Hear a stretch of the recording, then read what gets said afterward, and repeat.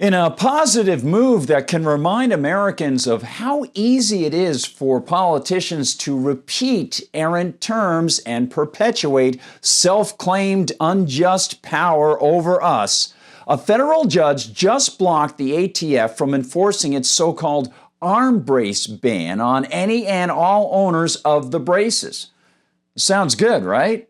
Well, let's dig deeper to see the large, long-lasting lessons here. Hi everyone, I'm Gardner Goldsmith for MRC-TV, and here's the story. Ruling for the U.S. District Court of Northern Texas, Judge Matthew Kacsmaryk actually walked a similar path as the Fifth Circuit Court did back in August, but this judge expanded his ruling to apply not just to the plaintiffs of the immediate case, which was the situation with the Fifth Circuit ruling in August. Instead, he applied it to all owners of gun braces.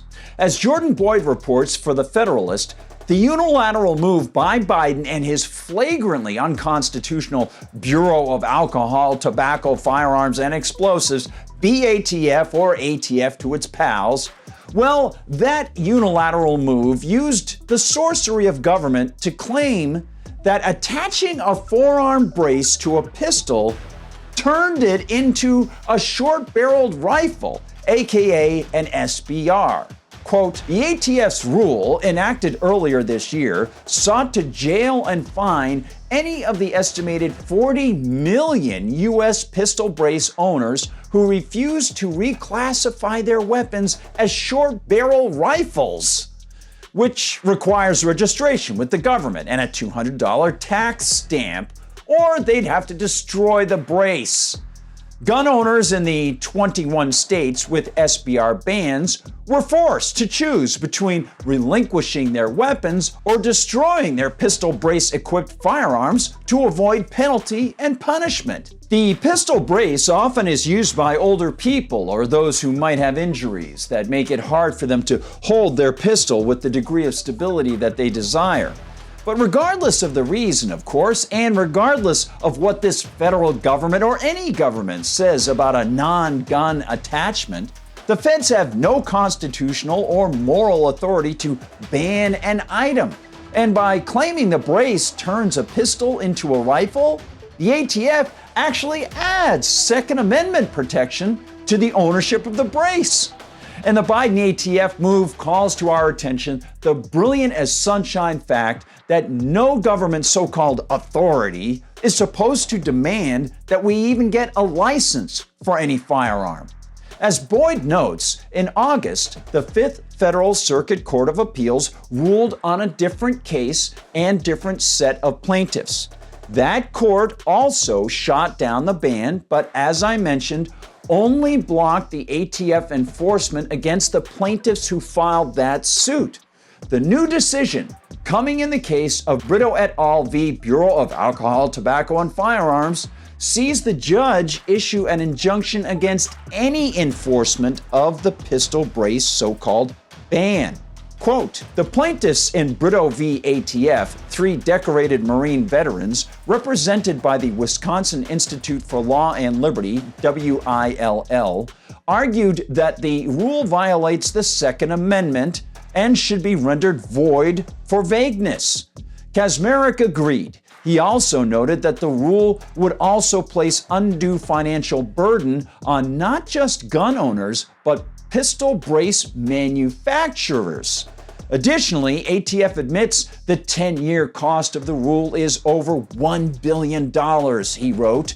And because of the rule, certain manufacturers that obtain most of their sales from stabilizing braces risk having to close their doors for good. But despite what appears to be a momentary positive position for brace owners and for people who understand and respect the right to self-defense, Kacsmaryk followed the Fifth Circuit in making a profound error on the most fundamental level. As with the earlier ruling in the appeals court, Judge Kacsmaryk simply ruled that the process for establishing the ban was not legal, meaning that it was imposed through executive order rather than by legislation from Congress. Observes Boyd, quote, "The judge claimed the court is certainly sympathetic to ATF's concerns over public safety in the wake of tragic mass shootings, but noted that public safety concerns must be addressed in ways that are lawful," which erroneously hints that mass shootings can be stopped through additional government prohibitions against the legal and moral ability of citizens to be able to defend themselves. And moreover, it implies that if Congress had passed a pistol brace ban, well, then it would be perfectly acceptable. No such thing is true. Likewise, the existence of the ATF as a banning agency is unconstitutional to say the least. The history of the ATF goes back to the passage of the 1934 National Firearms Act, which was a tax on so-called machine guns set so high as to practically ban them. As it always is with the government, the politicians claim their legal monopoly on the use of aggressive violence, then point their government guns at the productive, peaceful populace.